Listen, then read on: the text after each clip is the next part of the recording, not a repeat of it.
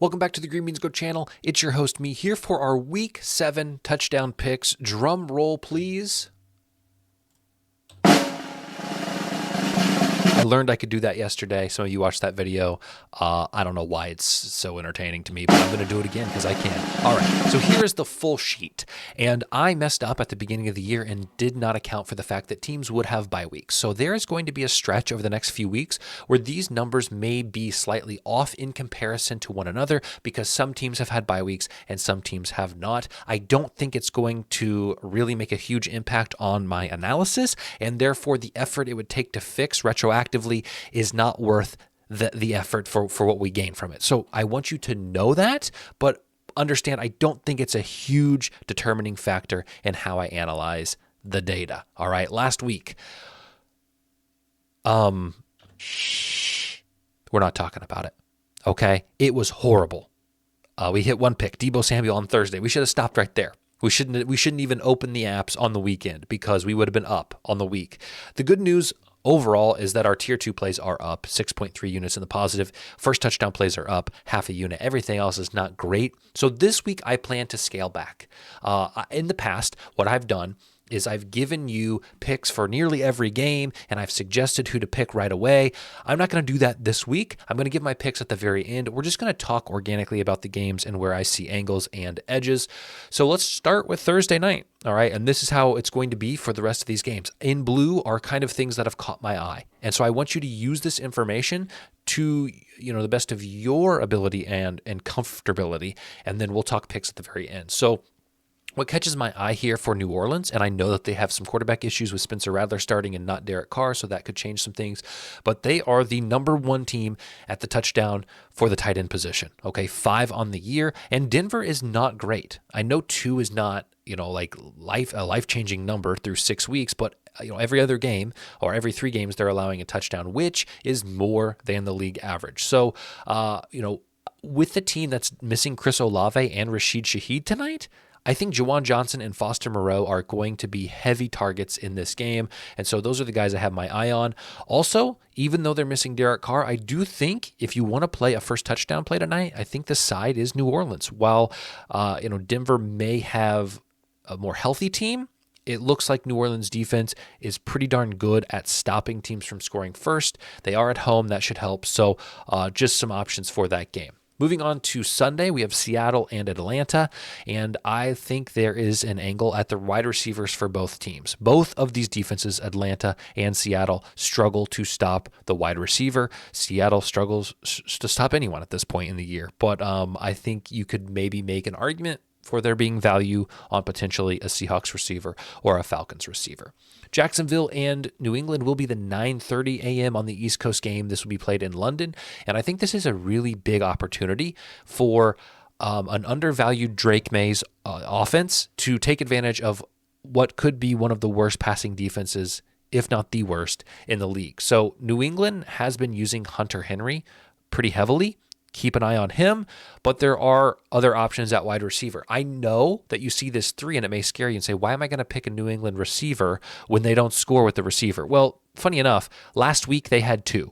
So 2 of the 3 came with Drake May. So I'm going to make the assumption that Drake May is maybe a better passer than Jacoby Brissett. I realize the game script allowed them to open up because Houston was putting up points. That's not missed on me, but I do think Drake May puts this team in better position than Brissett. So I like New England receivers in this one.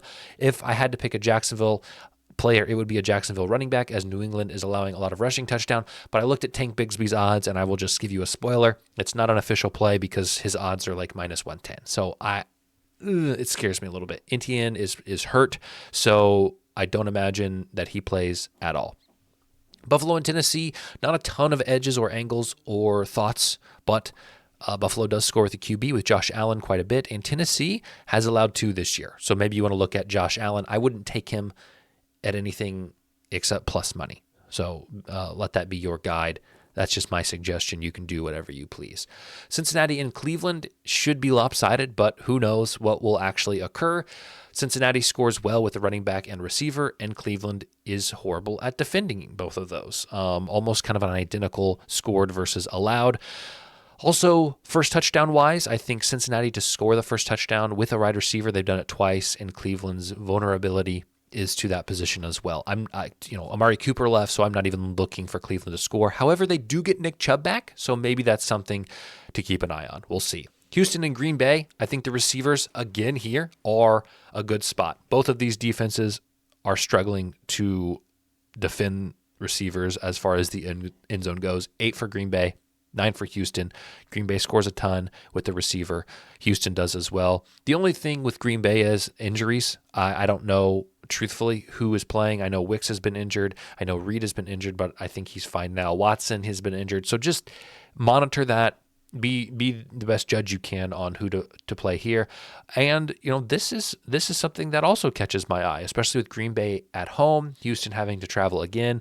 They have allowed 3 first touchdowns, all 3 to wide receivers. So, while Green Bay also scores half of their first touchdowns with wide receivers. Super small sample size, doesn't necessarily mean that's what's going to happen, but Green Bay wide receiver first touchdown is an option. Miami and Indy, I'm not taking anybody from Miami. Why would I? They've scored 5 offensive touchdowns all year. I would like to look at an Indy running back. The problem is with Jonathan Taylor being hurt and them not knowing if he's going to play versus the backups, some books are scared to put up lines. There are very few lines up right now, so I did not have a chance to give an official play there. I would take Indy to score the first touchdown. You can decide, maybe the running back, again, as Miami has allowed 4 of 5 first touchdowns to running backs. No lines are going to be out right now, so you will have to probably wait until you hear injury news from Jonathan Taylor. Detroit and Minnesota is a full-on skip for me, just because when one offense does something well, the defense defends it well. When one defense does something bad, the offense doesn't score well. So, what I mean by that is Detroit has scored 10 running back touchdowns, which is awesome. But Minnesota has only allowed 2 running back touchdowns. That's phenomenal through 6 weeks of the season, or 5 for them since they've had a bye. On the other side of the ball, Detroit's weakness is allowing running backs to score, but Minnesota doesn't score a ton with their running back. They score with the receiver, which Detroit defends well. This could be a low-scoring game. This could be a tight divisional matchup. I'm not interested in playing it. Philly and New York, another divisional matchup, but I think there's options here. Philly gets their weapons back at wide receiver last week. I think that's going to help Jalen Hurts, and I think there's an opportunity to have a pick for Devontae Smith or A.J. Brown, or maybe you could get the third guy, whoever that may be. You can make the call. I would also be fine with you playing Philly to score the first touchdown. I think there's an opportunity there because of the discrepancy in both of these teams. As for New York, again, injuries are coming into play because Malik Neighbors has been hurt, but maybe you are interested in playing Malik Neighbors because of the 10 touchdowns Philly's allowed, 8 of them have come to receivers. So, there's opportunity there. I looked at the lines, no spoilers for my later on when I give the picks. I didn't take anybody because I didn't like the price. You may be fine with the price, so whatever. This game, I don't love anything, but I want to point you to something. And this is something I'm not betting, but it's interesting to me. Las Vegas, for as bad as they've been, has scored 4 first touchdowns. Their defense has only allowed 2. So they are outscoring the first touchdown 4-2. All right. And the Rams have not scored an offensive first. They've had a bye. That's why it's 5. They have not scored an offensive first touchdown this year. They've only allowed them, and they've allowed 5 of them, 3 to running backs, 2 to receivers. So maybe you look at Las Vegas running backs and say, if the price is right, there could be an edge here. Now, here is where the small sample size hurts us. I would have to go back and look. Who has Los Angeles played? Who has Las Vegas played? Have they played inferior opponents? Have they played superior opponents? And does the matchup now flip itself on its head? Now we have a better team in the Rams and a worse team in the Raiders, and we could see this completely flip-flop. And if I had a weapon to my skull and I had to make a decision, I would probably take the Rams to score the first touchdown regardless of what the data says, right? So that's where the data isn't perfect. So just be warned. I highlight it because it's interesting to me. It's shocking to me. I would not have expected this, but it may be something you want to look at. Carolina and Washington could be a bloodbath, could be very high scoring. If you're going to take anybody, I think you take Deontay Johnson or the rookie they have, Xavier Legette, because Washington's weakness is clearly at defending the pass, allowing 10 wide receiver touchdowns, and Carolina with Andy Dalton has looked fine. Running backs seem to dominate Carolina, 13 rushing touchdowns allowed, which is the worst in the league, and Washington scores a lot from that position. I would count Jaden Daniels as a running back in this game just for the sake of numbers. I know Carolina hasn't allowed any quarterbacks, but they're bad on the ground. They're good on the ground. Don't be scared by this when you can also just align it to this, if that makes sense. This is something that catches my eye, and I don't know what you want to do with it necessarily, but Carolina has allowed 17 first half touchdowns. Second half touchdowns, they've allowed 7. Now, an argument could be made that the game is so out of hand by halftime and teams are dominating them that they run a lot and they waste clock and they don't have as many opportunities. I understand that.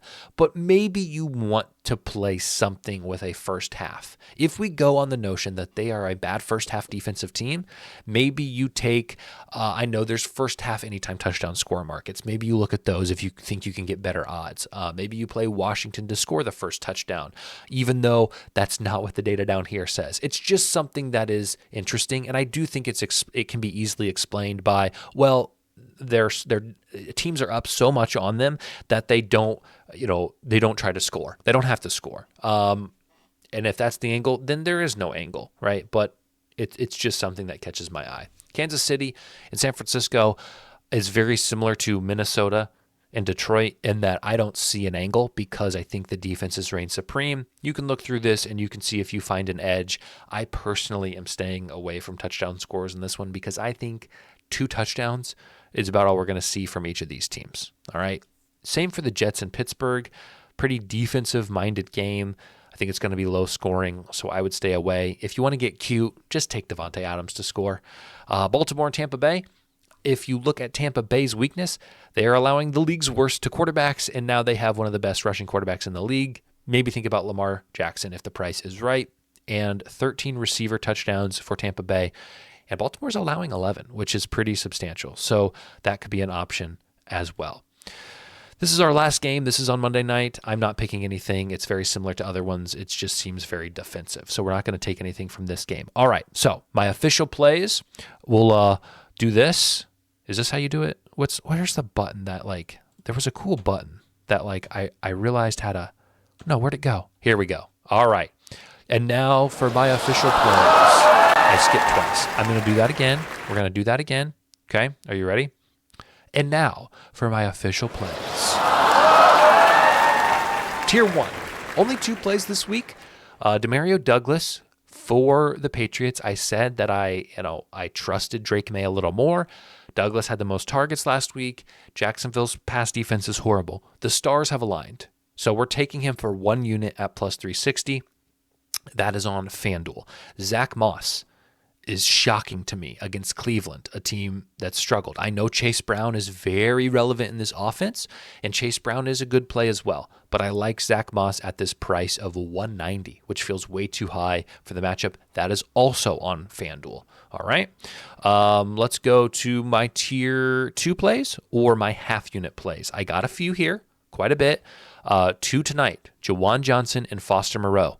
Both of these are the tight ends, and I think their prices are far too long for the impact that they should have on their offenses. So both of these guys had really solid target numbers last week, and it's going to look very similar because Shaheed's out, because Olave's out, because Spencer Rattler's still in. So I like both of those guys tonight. Keyshawn Boutte, quite literally is how you say his name, another guy for the Patriots at $650. Again, I think that price is too much. He scored last week. He was 2nd or 3rd in the team with targets against a weak defense. I like that play a lot. Mike Evans, Chris Godwin, and Lamar Jackson are all playing in the same game. I would take all of them for a half unit. And if one of them hits, we make money, right? If Lamar Jackson hits, we break even. If either of these 2 guys hit, we profit the smallest amount of units. And if 2 of them hit, we feel pretty good. So if one of these guys scores, we're good as long as we play them all at that half unit number. And finally, our first touchdowns. I'm only taking one this week. I'm taking T. Higgins against Cleveland. My favorite play as far as first touchdown goes. Again, I made a recommendation, Colts running backs. If you want to do that, feel free. but there's no lines out right now that I feel comfortable playing. So make sure this is over. That's over. I got no tier 3 plays. So thank you guys. Tomorrow we will do our underdog or upset picks. I got a lot of videos I released this week, so if you want to check them out, we got our power rankings video. We have our full slate of spread and totals picks for every game this week. We have my thoughts on the Amari Cooper, Stephon Diggs trade. So they're all out there. Binge watch these, baby. What else you got to do? Nothing. Have a good night. I love you guys, and we'll see you tomorrow.